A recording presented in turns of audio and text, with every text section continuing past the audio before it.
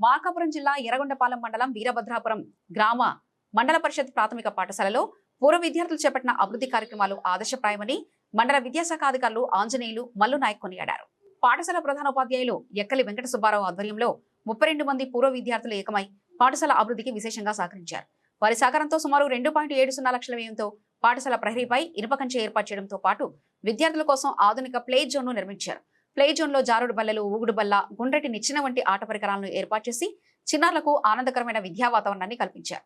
అలాగే విద్యార్థుల్లో దేశభక్తి, నైతిక విలువలు, స్ఫూర్తిని పెంపొందించే ఉద్దేశంతో సరస్వతీదేవి, మాజీ రాష్ట్రపతి doctor APJ Abdul Kalam, doctor BR Ambedkar, Mahatma Gandhi, Swami Vivekananda విగ్రహాలను ప్రతిష్ఠించారు.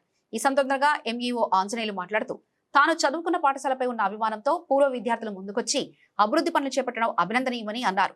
ఈ కార్యక్రమంలో పూర్వ ప్రధానోపాధ్యాయులు సుజాత, రవి, శ్రీనివాస్, ప్రస్తుత ఉపాధ్యాయులు సుమాంజలి, హనీబీబాయ్, మొహరనిసా, పూర్వ విద్యార్థులు ఎం నాయుడు, ఎం కాశిం, డి మస్తాన్వలి, డి మీరావలి, అరవ పవన్, బాలశెట్టి, వీరరాఘవరావు, మల్లికార్జున రెడ్డి, భాగ్యమాత తదితరులు పాల్గొన్నారు.